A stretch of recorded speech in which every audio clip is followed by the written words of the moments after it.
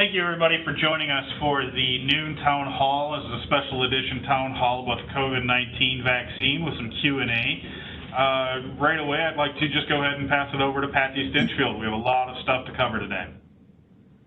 Thanks so much, Jake, and thanks for always being here with us. Welcome, everybody. We had over 500 people this morning, close to 500 people this morning, and our numbers are climbing so fast here with people joining right now that we'll give you a final number at the end. But welcome to the COVID vaccine special edition town hall. I'm going to have our presenters introduce themselves. I'll start. I'm Patsy Stinchfield. I'm a nurse practitioner in infectious disease. I've been at Children's 33 years, and I'm the Senior Director of Infection Control. And for COVID, I am the Incident Commander. And Adrienne, let's go to you. Good morning. I'm Adrienne Thornton. I've been here about 22 years.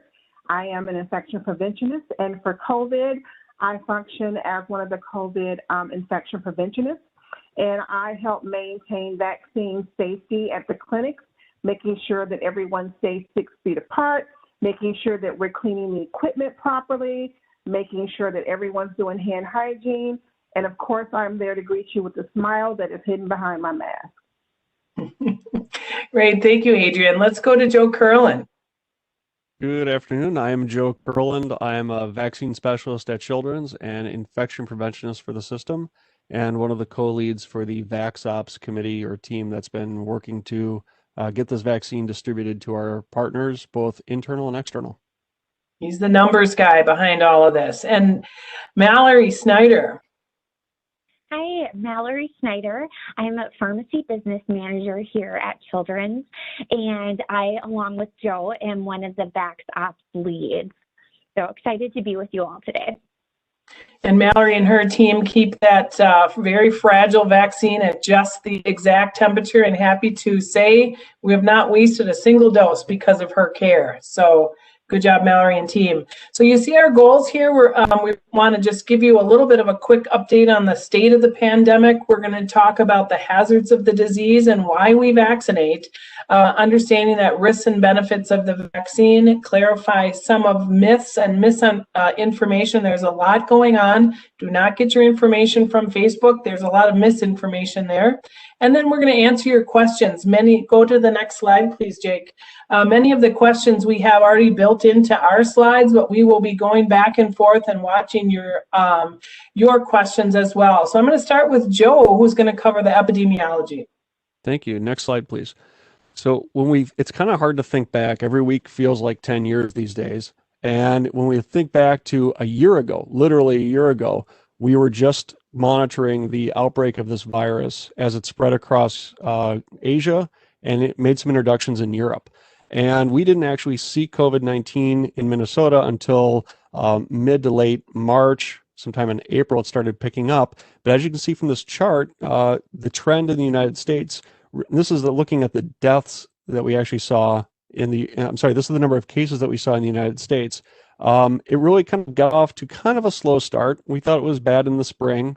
We saw a little bit of a hump there midsummer, but then it really picked up as kids went back to school, the weather turned cooler, and everybody came indoors and had close proximity. The virus really had the chance to spread. Fortunately, in the last couple of weeks, it looks like we are not seeing what we initially feared was the major resurgence following Thanksgiving and the winter holiday seasons, including New Year's. We are monitoring this. We are worried that it may come back, but fortunately, it looks like we are in a downswing right now and may have peaked for the winter. Next slide, please. The very similar pattern is being seen here at Children's. We've been monitoring this disease as well and have come down gradually since a kind of a peak in mid to late November. And the green line here indicates the ICU admissions for COVID-19.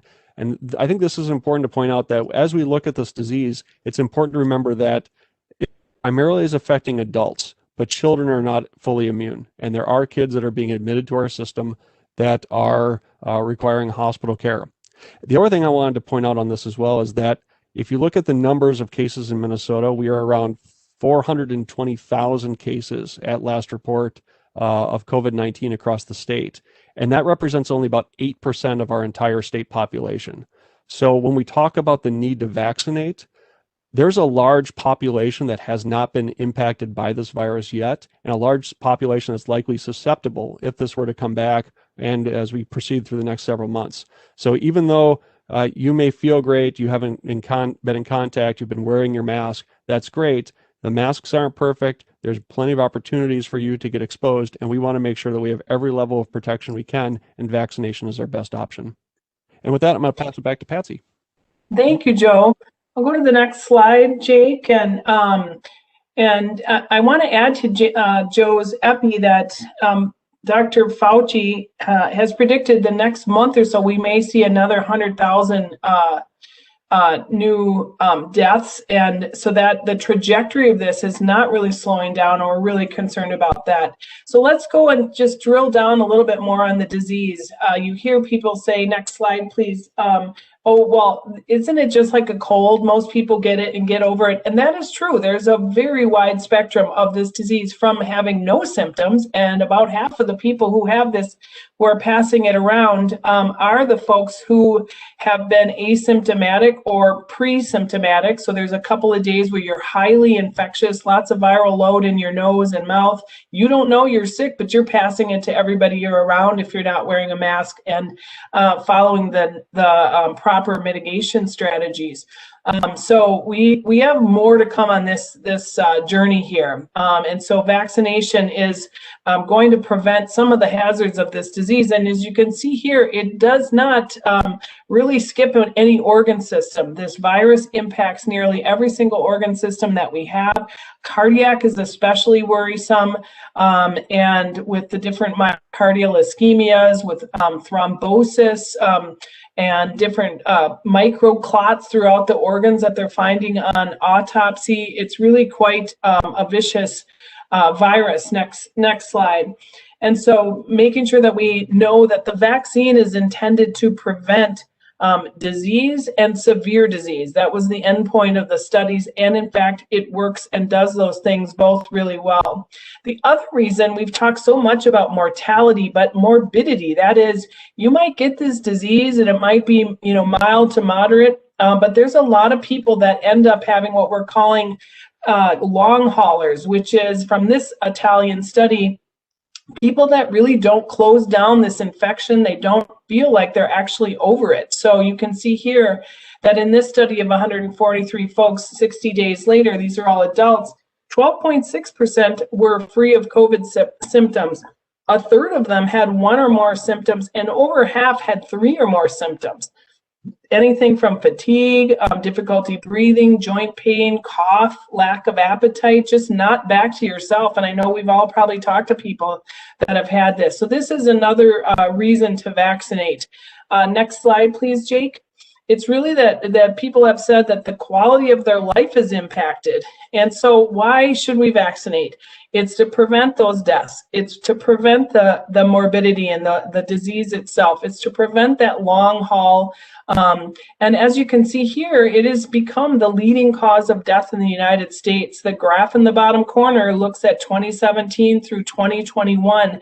And all those little red marks are excess deaths beyond what people are normally dying from. And so it has really pushed us into new numbers in terms of mortality in the United States. And this has been quite the tragedy of the American response to the pandemic, and how much sadness has hit so many people.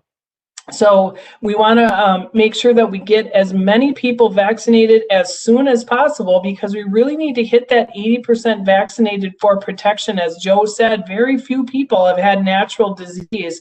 And so the way you get to community immunity, our path out of this pandemic really is with vaccines.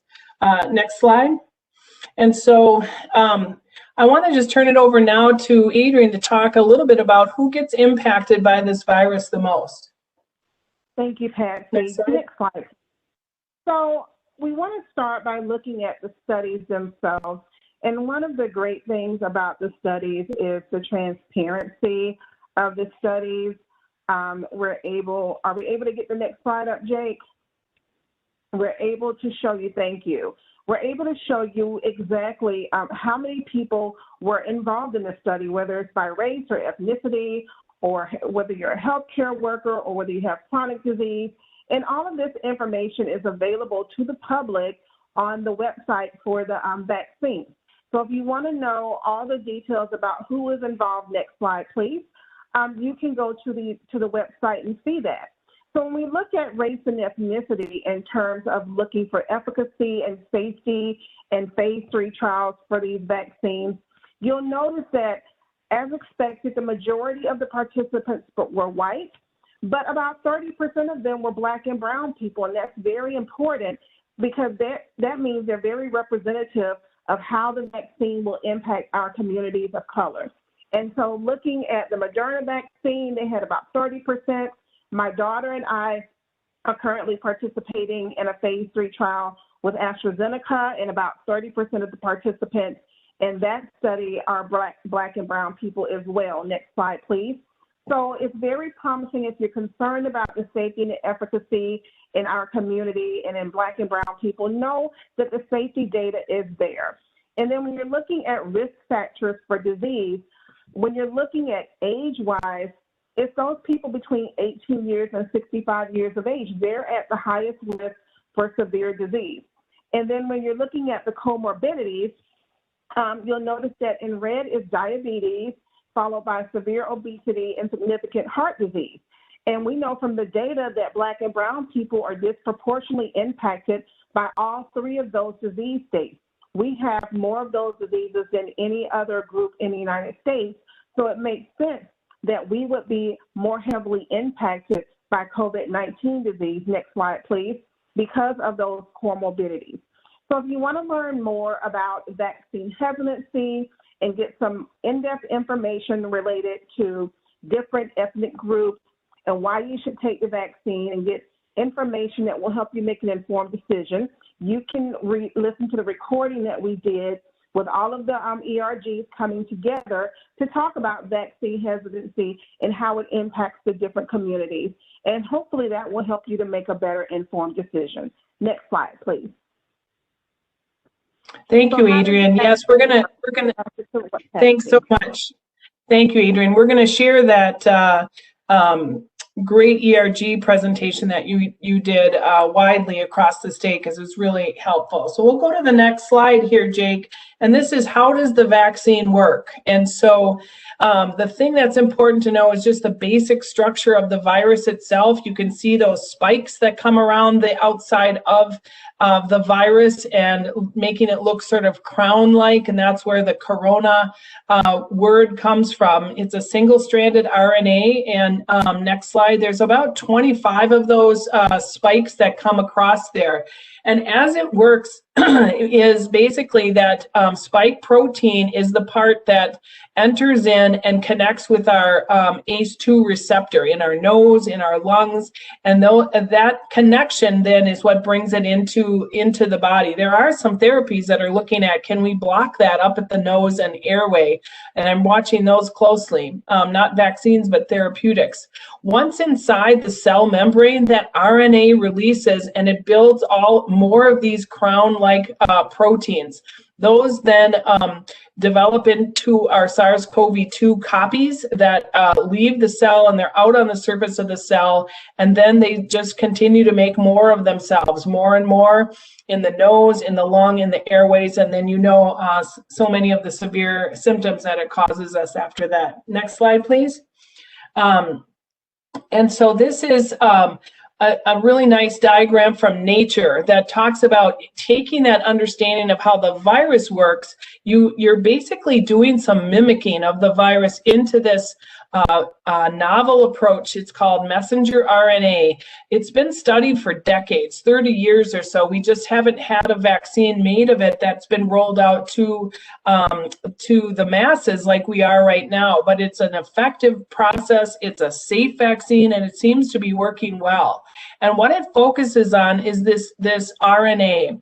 So basically, you take a genetic piece of the virus itself. There's no whole virus. There's no partial virus, so you can't get COVID from the vaccine. It then gets entered into the body, and gives this message that says, here it is, here's the image of that protein to make more proteins, and then is presented to the immune system that then develops the antibodies. So in the event that you breathe in the real virus, your antibodies are already there, your body sees that and responds to it. So it's just a marvelous thing that vaccines do, giving you a bit of enough of that infection or disease, or mimicking that infection disease for the immune system to build a wall of protection and then protect you when needed. And next slide, please. And so then the other thing to know is this messenger RNA may be new to some of us.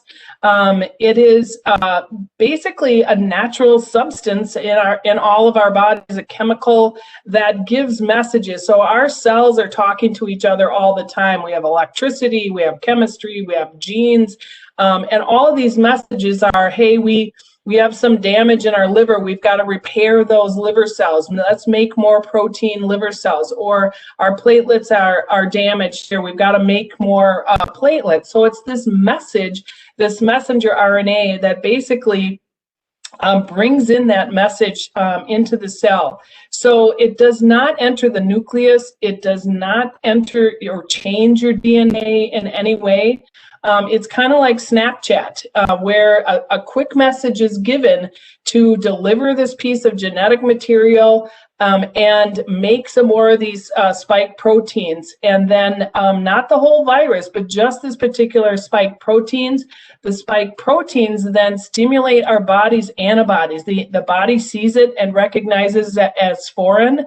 And it's not enough to make us sick, the spike proteins that are made, but it is enough to stimulate that natural immune response. And then these antibodies are there and circulating in great force to prevent us from getting sick with COVID-19 or getting hospitalized with COVID-19. And next slide. So it's very cool technology, and one I think we're going to be seeing in more vaccines in the future. So I'm going to turn it over next slide to Mallory to talk about the product we have, which is the Pfizer BioNTech vaccine. Thanks, Patsy. We can go ahead to the next slide.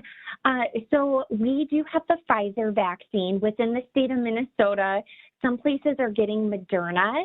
The state is really trying to have that vaccine go towards long-term care facilities in nursing homes. And the reason for that is the Pfizer vaccine does have to be stored in an ultra-cold freezer, whereas the Moderna does not. And it tends to be hospitals and healthcare systems that have these freezers. So that's why we have the Pfizer vaccine, but that's a state-by-state decision. So when we're looking at the Pfizer vaccine itself, you can see the pictures of it there on the right-hand side. So those are actual vials of children's vaccine.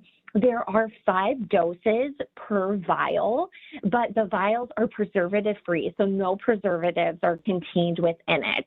So I mentioned they are stored in an ultra-cold freezer. I get the question from people a lot, well, is it going to be cold when the dose itself goes into my arm? And the answer to that is no, because we saw it in the refrigerator before, and then it is brought to room temperature, and then normal saline or NS that is also room temperature is added to it. So when it goes into your arm, it's not going to be that really cold temperature, which is a great question. When we look at what it or how much it is, it's a small amount, so 0.3 milliliters, and you're getting that for both doses. So you get that amount for your first dose, and then for your second dose 21 days later. Sometimes people will talk about immune response here in an upcoming slide, but some people think they're getting more with the second dose, and it's not necessarily, it's not that that dosage is different, but it's just how your body is responding to it. It's given intramuscular, so same as a flu vaccine. If you get your flu shot each year, it's given in that same way, same place. And what we're seeing for most common responses, some arm soreness afterwards, as well as fatigue and headache. And sometimes we're seeing fever in people, but it's going to vary for each individual. We can go ahead to the next slide and look at, in both of the mRNA vaccines, what did we see in the trials as far as responses to it? So you can see Pfizer and Moderna, very similar profiles. Both we saw some local response. So at that injection site, feeling some pain or soreness, sometimes some redness or swelling, but again, different for everybody. And additionally, seeing fatigue and headache, sometimes joint pain or muscle pain as well, and fever amongst the population. So thinking that, okay, these vaccines work in the same way, we're seeing some similar responses to them after people receive them. If we go to the next slide, let's talk about what we're seeing actually at Children's, because we have a lot of employees who have received it so far. So the day of the vaccination at the clinics, we're not seeing any severe anaphylaxis from people. Most people are feeling fine afterwards.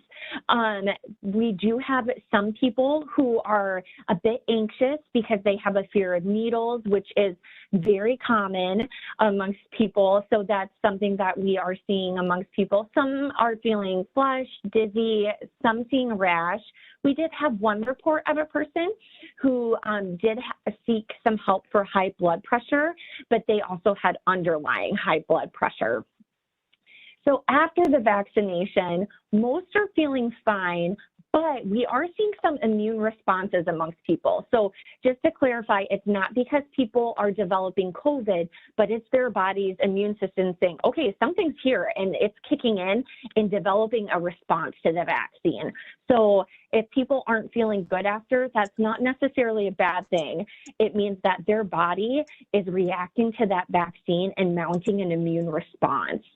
So you can see here we list arm soreness, fatigue, body aches, and headache. Especially we're seeing that more after people receive that second dose, as well as tending to see it more in younger individuals, which makes sense. Their immune systems might be a bit stronger and mount more of a response.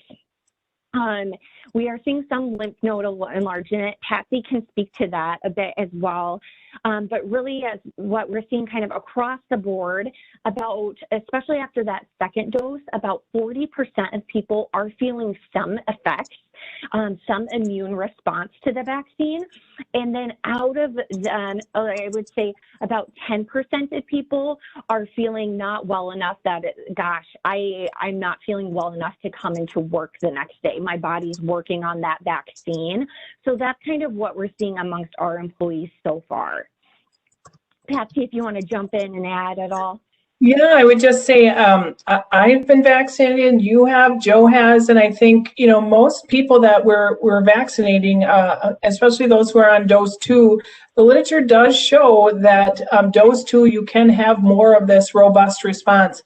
If you don't have a response, it doesn't mean that something went wrong, that you didn't, you know, your immune system doesn't recognize it. It's just that you didn't have arm soreness or body aches or things like that. So I know for me that my first shot, I literally felt nothing. I didn't even have arm pain.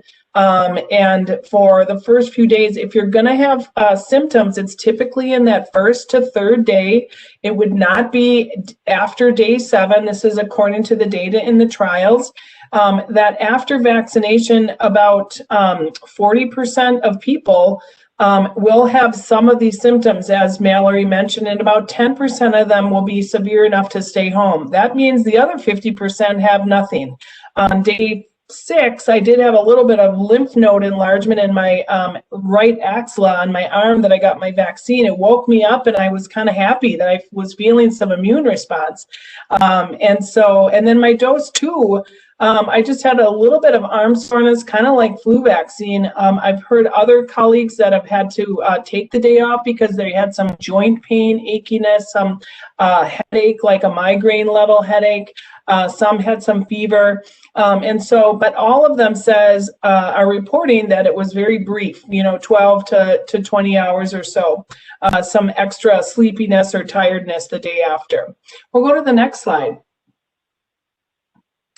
So I'm just going to kind of buzz through these next photos here. If you haven't been vaccinated, you might have a little like, how does this actually go? So let's just show you some pictures here. First of all, you assemble this rockstar team, and these are our vaccinators, our pharmacists. It's just a very interdisciplinary group that I'm so proud of. And this was the day of joy. This was December 26th, the first day we got to vaccinate. And here we are today, January 22nd, less than a month. We are now opening up all vaccines to all employees. The email just went out. If you work from home, we want you to come and get vaccinated. It is good for everybody. So our spouses, our loved ones, we'd like to bring in, but that isn't on our wish list for the future as supply will open up. But right now we can't do that. So next slide. As people come in, it's a paperless system. We use just kind of like when we do our flu vax tracks, we developed, and thank you IT people, we love you. Our COVID vax tracks, it's tracking, it reports to the state, to the Minnesota Immunization Information Connection, or MIC. It also reports to your employee health file. Next slide. And then as people arrive, they basically just sign in, they register, and our pharmacists are the ones who are kind of looking at that schedule for the day and making sure that we have just the right amount thawed. So Mallory, you want to just talk a minute about that? Yeah. So you can see here, we are drawing up the doses to be given. So as I mentioned earlier, we do thaw the vaccine. So we store it in an ultra cold freezer that is locked. And we'll pull those vaccines, the amount that we need for that clinic. And then we're also diluting and then drawing them up there real time. Once the vial is open, I mentioned there's 5 doses in a vial. And once it's diluted, we have 6 hours to use that. So that's why too, we haven't just been doing walk-ins here and there, because once a vial is open, there's at least 5 doses in that vial. And sometimes we're getting 6 or sometimes even 7 out of it, but guaranteed to get 5. That's great. And can you talk a little bit about the security of the vaccine down in pharmacy? We know the story in Wisconsin was concerning that it was left out. And how do we protect our vaccine at Children's? Yeah, so we do have in that ultra cold freezer, it is locked with a key, and to be able to access that key, you need to have it's a bio ID or your fingerprint. So that's something that we've put in place just to make sure that, gosh, it's not getting accidentally opened, or that it would be opened and only certain people have access to be able to do that. That's great. Yeah, lots of security around this. Next slide, please, Jake. So people will come in and they'll just register. They do their hand hygiene. Next slide. That part is really swift. If you just come at the time that you're assigned, we've got 6 vaccinators and can do 6 people every 5 minutes. Don't come early. There's no advantage to coming early. You might have to wait a little bit. And so then as you go, you go through the vaccine, the VSafe information from CDC, everyone's given a paper copy of the FDA emergency use authorization. And then next slide. And then they go out into our observation area. Our vaccine administrators, our nurses and pharmacists are very emphasizing the SERVA prevention, that's shoulder injury related to vaccine administration. There is a right and wrong way to give vaccines, even though it looks pretty simple. And so we go through this in a huddle right before each clinic. We review this, we review our code procedures, etc. You can go ahead, Jake. We talk about code blue. We've never had to use it so far. So thankfully, this team is very well prepared, and they all take an education module that Adrian created. So it's fantastic. So Adrian, do you want to talk about the observation room? Sure. So we staff the observation room with a nurse practitioner from Employee Health Services, so that if any of our staff start to have side effects, they can evaluate them and take the proper precautions. And we also make sure that we have nice, comfortable seats for as many people as we can. They're spaced 6 feet apart. We have multiple laptop computers so that you can schedule your second dose appointment while you are in the observation room. And we also have you sign up for your VSafe application while you're there so that you can get alerts from the CDC. After the first dose each week, they'll send you an alert just asking you how you're feeling, are you having any side effects, and reminding you to get your second dose. And you will be in that observation area for 15 minutes. So as you can see on the walls, there are fun things to read and do. What you cannot see is a fun light that Child Life has loaned us that just gives you comfort, and also it shows swimming dolphins on the ceiling. So we've done as much as we can to make the space comfortable so that when you're there, you're not anxious and you can relax for those 15 minutes. If you have a history of anaphylaxis, we'll have you waiting there for 30 minutes. But can you imagine having 30 minutes to yourself, no kids, no spouses, no co-workers bothering you? People have come to enjoy that area. Next slide, please. And as you can see, people have fun. There may be a little dancing going on. We've had some people tear up. Lots of cheers going on. People are just really excited to get the vaccine. They really enjoy the observation area. There's music playing in the background. And again, the nurse practitioner is going through and observing you at all times. And if we see someone that's really anxious, you know, anybody from the team may jump in just to make them feel a little bit better. Next slide, please. Thank you, Adrienne. So one of the things that I see some questions over here. I'm going to pause here and go to the questions. We're getting asked about if you've already had COVID-19, are your symptoms worse? And anecdotally, we are hearing that people who have had COVID-19 either in the spring or more recently seem to have a more robust response to the vaccine. There's more arm soreness, sometimes redness. There might be some more fatigue, or you really feel like your immune system's working at that. Those folks should come back for their second dose, and you may have the same thing. You may have that robust response again. There isn't a waiting period necessarily for safety or biology between when you had COVID and when you're getting your vaccine. A good question here about should you wait the 90 days and what is that about? The 90 days is really more of an ethical sort of, if we're in a scarce supply and you've just recently had COVID in the last 90 days, you do have some antibody protection, and maybe it's okay to step aside and let others get their vaccine since you do have some protection. We only think that protection lasts from the disease about 90 days, so we don't want people to go over that. It is not a requirement to wait the 90 days, and we're not seeing more side effects for people who have had COVID recently compared to earlier. There's another question here about antibody testing. We are not testing anyone's antibody before or after the vaccines. We know that this vaccine and the studies work up to 95% protection against any COVID disease, and which is amazing and wonderful for a vaccine. And in some of the studies, 99 to 100% of severe COVID keeping you out of the hospital. So very effective. And then, Joe, I'm going to turn it over to you if you've got some questions that you've seen in the chat you want to speak to, and then we'll move on for our remaining FAQs. Sure, and actually one just popped up, and I think that's exactly where I wanted to come in and touch on. Just because you get vaccinated doesn't mean that you are protected immediately from spreading it to other people. So there's been questions in the past about why do we need to continue to wear masks, and how useful is the vaccine if we don't know if it can spread to others.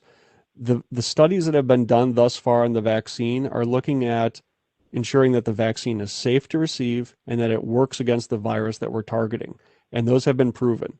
There are studies that are ongoing looking at whether or not this vaccine neutralizes or makes it a lower risk for you to spread it to other people.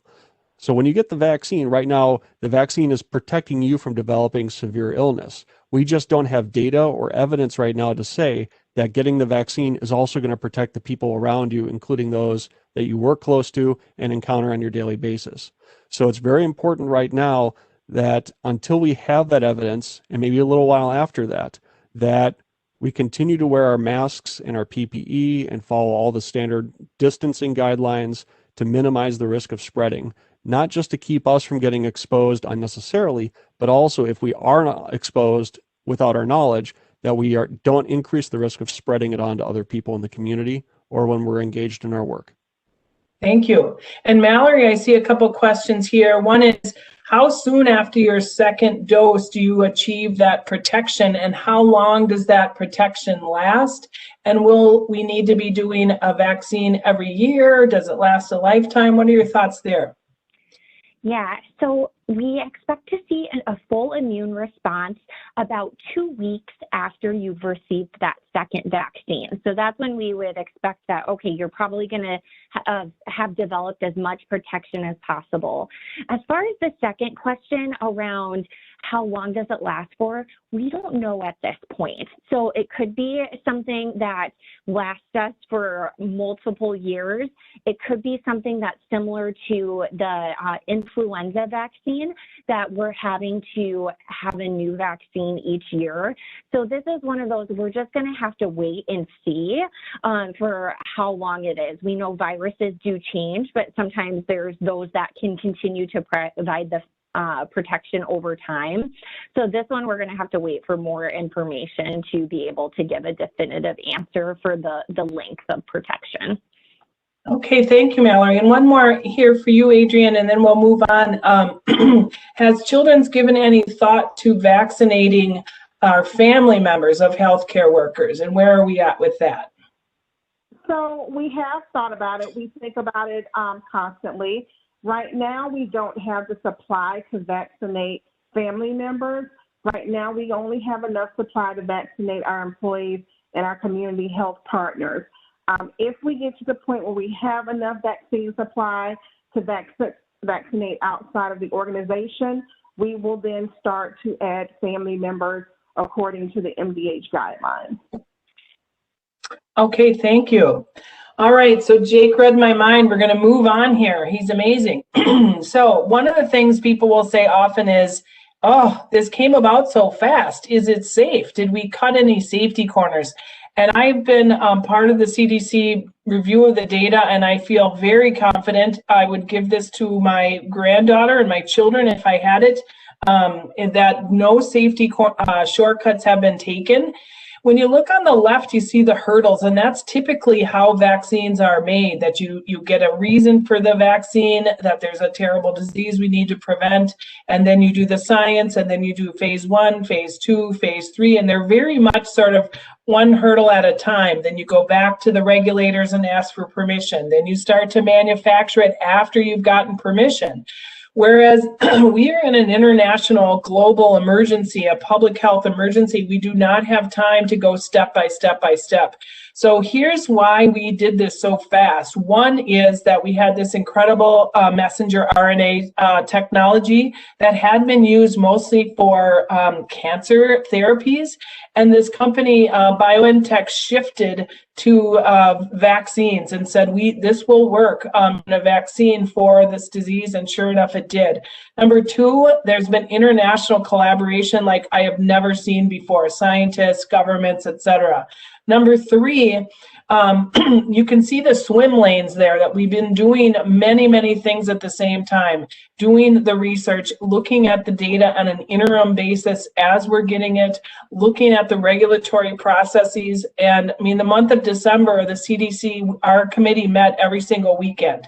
It didn't matter that it was holidays, we met throughout. So there is unprecedented commitment to reviewing the data, making the decisions. And the last thing, a lot of financial support has gone into this. Next slide. So that the U.S. has really developed a vaccine that is safe and effective. And so the CDC is also very committed to continuing monitoring that safety. And so they've developed this very cool text-based program that you can, it's called the VSafe Program. When you get your vaccine, we'll help you sign up for it. And then they will connect with you. How are you feeling today? It's time for your daily check-in, green, yellow, red. What are your symptoms, etc. Next slide. So that'll be an ongoing thing as far as safety. Another common question here is, what about these virus variants? Will our vaccine cover them? And the short answer is, for right now, we think yes, that there are 3 or 4 different variants that are emerging. You can come to Grand Rounds this coming Thursday. I'm going to be talking in detail about these variants and our vaccines and some other new vaccines that are on the near horizon. But we do not think that these variants that right now will escape our vaccines. We think the vaccines will work. The variants seem to be more easily transmitted, not necessarily more lethal, but just more contagious and easily transmitted. So we'll be monitoring this, and it is perhaps that might be like influenza, that we're going to have to sort of remake a new COVID vaccine every year, and that this will be built into our annual vaccine strategy, as opposed to measles, where you get your 2 doses and you're good to go for your lifetime protection. We would love it if it was that, but we don't necessarily think that's the case. Next slide. Mostly because of these variants. So can you get COVID from the COVID vaccine? Remember, there's not a whole virus, there's not a partial virus. It is a message to develop those proteins, as we talked about. So there's no shedding from this, like you have measles and chickenpox that can mimic the disease. Those are live vaccines. This is not a live vaccine. Next question, or next slide, please. So one of the things is, what's the deal with these ultra cold freezing temperatures, and why do we have to have that? And that's why we also only have this on the Minneapolis campus. This super ultra cold freezer is not in every campus. So it is because that messenger RNA that I've been talking about is very, very fragile. It is physically fragile and can break apart and then not be able to delay or sort of relay the message to you. And I ask you to think about it like a peanut M&M. On the inside, that peanut is the messenger RNA. If you just submitted mRNA into your body, your own enzymes recognize it right away and would destroy it. And that was about 10 years of the science just figuring that part out. But they said, well, what if we cover it up in this lipid nanoparticle? Like, that's the outside of the M&M.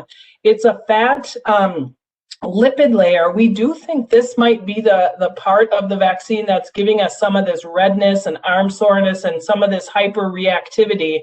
Might be not so much the messenger RNA, but more of this nanoparticle. It's a lipid layer. It's made of cholesterol. It has the other things in the vaccine are sucrose and body salts, just sodium chloride. There's no latex in it. There's no antibiotics. There's no preservatives. There's no pork. There's no fetal cells. That this is it's mRNA with these other stabilizing fats that allow it to go into the body. Once it's in the body, that lipid layer kind of melts away, just like that you can see in an M&M. And then the mRNA is released, and it's released in enough time that your immune system sees it and starts to build those antibodies. It's really cool. Next slide. Amazing technology. So what about kids? This has been a common question. When will children be able to get vaccinated?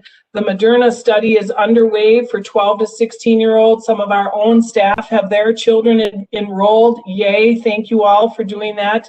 The time frame for children is at the earliest we're going to see kids getting vaccinated is late summer. I don't think the data is even going to be enough to analyze by until late spring, early summer.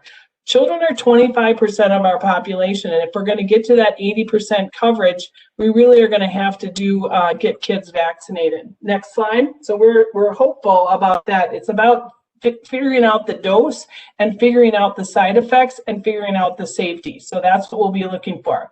So Mallory, I'm going to have you talk about pregnancy and breastfeeding, please. Yeah. certainly in healthcare, we have a lot of women who are of childbearing age. So this is something that definitely applies to our employees, and something that I'm personally interested in. Because as you can see in the picture here, I did receive my COVID-19 vaccine when I was just shy of 34 weeks pregnant. So I'm going to talk through some of the risks and benefits and how I came to that decision and things that this population should be considering. So obviously we can do one of two things: get vaccinated as soon as possible, or wait for more information about the vaccine and pregnancy. So the vaccine has been tested in, about 20,000 people, but there were no serious side effects, but pregnant and lactating women were excluded from the trials. So with vaccines and pregnant women, we're usually concerned with live vaccines because these could be harmful to the mother and fetus. This is not a live vaccine, but again, within the trials, we just didn't include this population. However, when we do look at the trials, no one started pregnant, so there was a negative pregnancy test at the beginning of it, but there were 23 reported pregnancies throughout the trial, so people who did become pregnant, and about half of those received the active vaccine, and they are still doing well.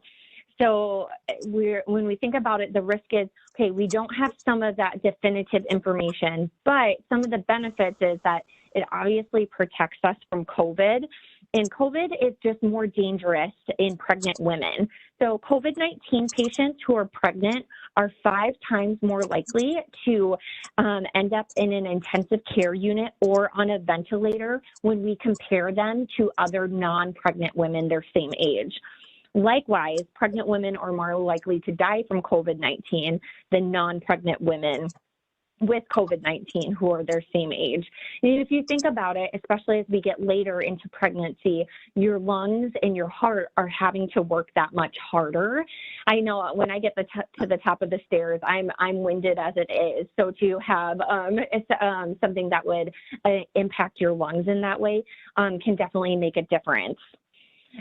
When we're looking at what do kind of these different organizations have to say around it, the experts, the Society for Maternal Fetal Medicine strongly recommends that pregnant individuals have access to COVID-19 vaccines, and as well as the American College of Obstetricians and Gynecologists recommends that the COVID-19 vaccine should not be withheld from pregnant individuals who meet the criteria for vaccination. And really with that, when we're looking at it, what's your risk? And they do include in that group that people who are working in healthcare, they would recommend consider getting vaccinated. Certainly when I looked at my risk, I was thinking, okay, I'm working at these clinics a lot, coming in contact with a lot of people. I feel my risk is higher. If I was working from home all the time, maybe I would consider my risk is a bit lower and take that into account. So we're really recommending for people to talk to your doctor about what are your own personal risk factors, not only as a result of your job, but if there's other things that you may come in contact, if you have other, pre-existing conditions, really talking about your risk versus benefit with getting the vaccine. We can go to the next slide while I talk about breastfeeding for a bit. When we look at the recommendations, the Society for Maternal Fetal Medicine reports that there is no reason to believe that the vaccine affects the safety of breast milk. So if you think about it, because the vaccine doesn't contain the virus, there's no risk of breast milk containing the virus.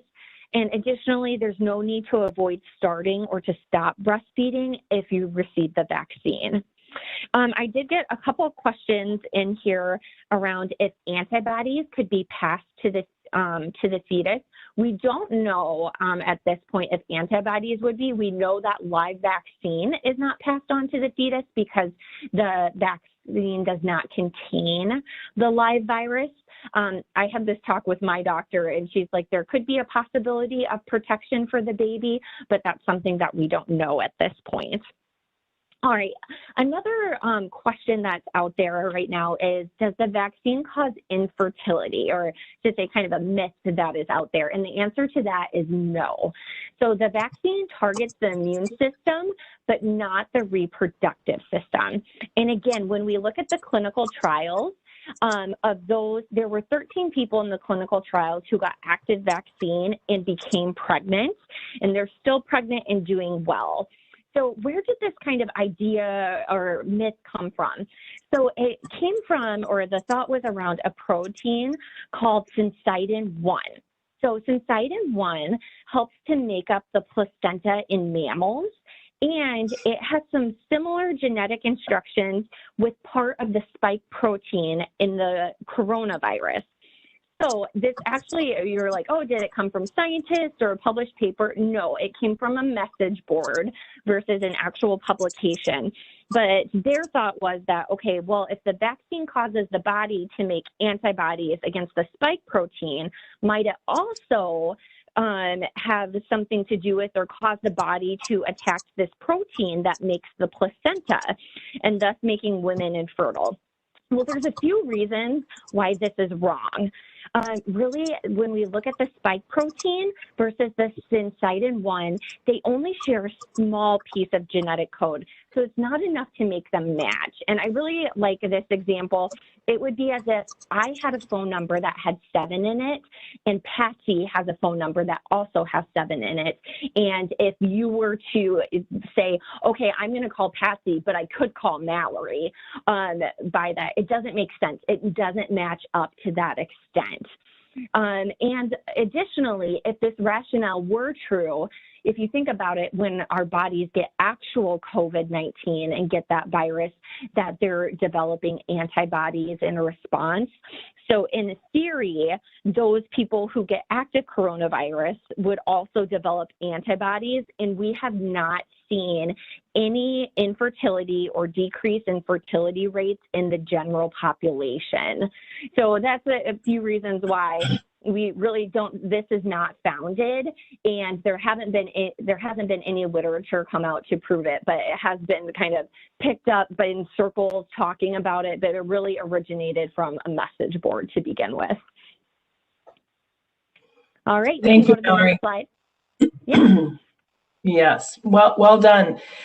Yeah, one encouraging thing in animal studies, it does seem that in pregnant, I think it was ferrets, that there are antibodies that did get passed. So we're hopeful that that would be the case in humans, and in which case it would be similar to why we vaccinate pregnant women against influenza and against pertussis, that gives that newborn baby a little bit of temporary protection there until they are old enough to get their vaccine. So we'll watch that closely. We'll go to the next slide, please, Jake. Who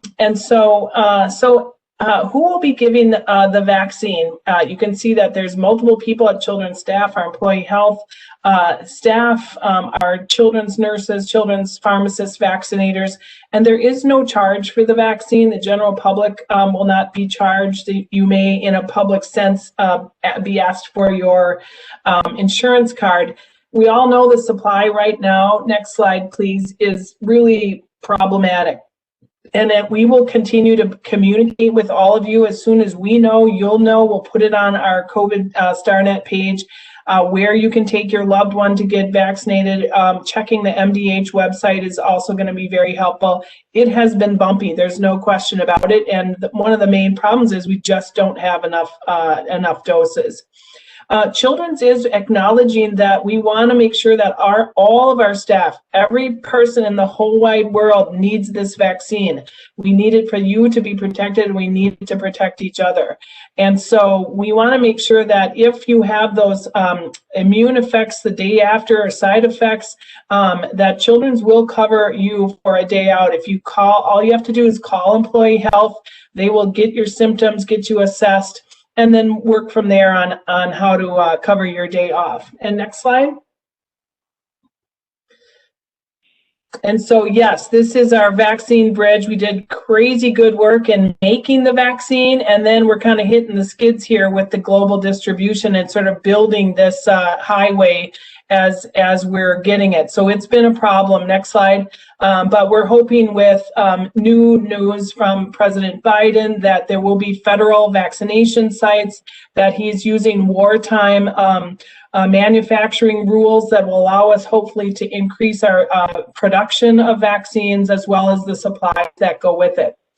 So our next steps, what do I do to get vaccinated? So we hope that anyone who's listened today, if you are on the fence or you're not sure, you wanted to get your question answered, we hope this has been helpful for you. And what you need to do, because we're to the point in less than a month that all employees at Children's can get vaccinated now. Visit StarNet, go to applications, go to that COVID vaccine scheduler, put in your CE number, and off you go. So we've got vaccine schedules all the way through the first week of March.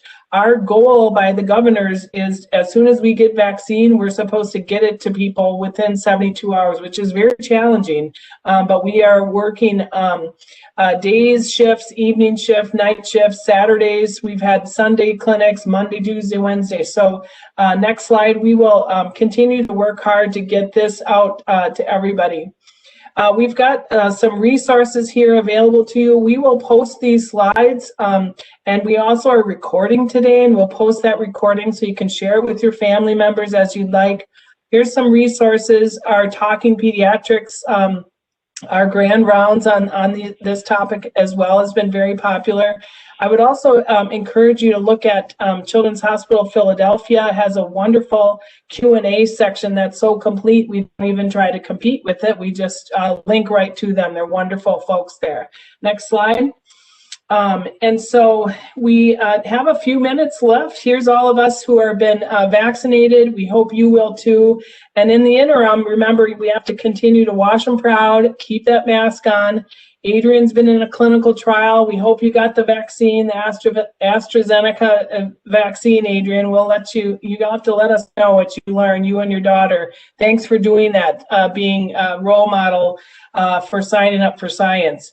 And then the last slide here. We've got 5 more minutes. I'm going to turn it over to you, Joe, Mallory, Adrian. Adrian, why don't you take one of those about you had answered a couple here about vaccine hesitancy and how to kind of manage those conversations. Do you want to start for us?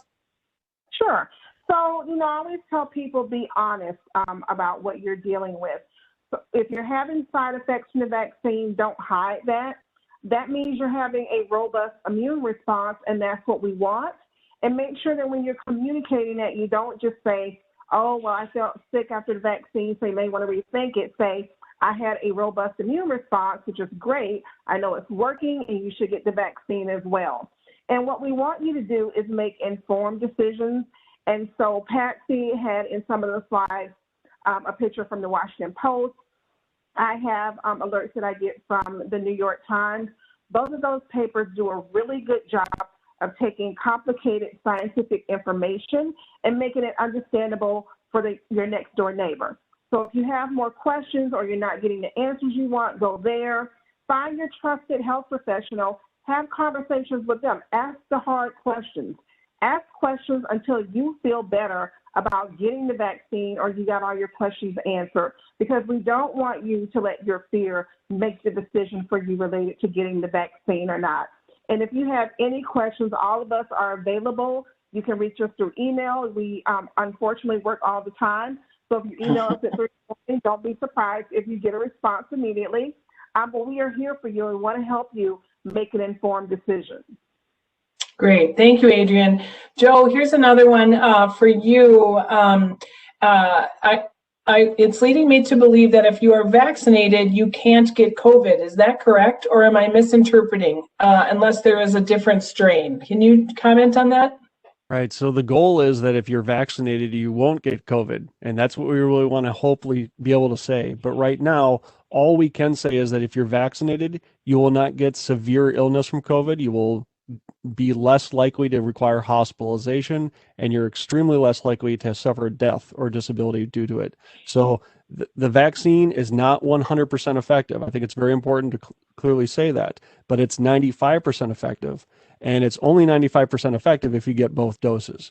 So we want to make sure that people come in, get the vaccine when they're ready for it, and get the best protection they can have. Because if you don't get the vaccine, you have zero protection other than wearing a mask. And as we've seen, people can get exposed even when not wearing masks when out in the community. So we want to make sure that we're following all of our safety precautions.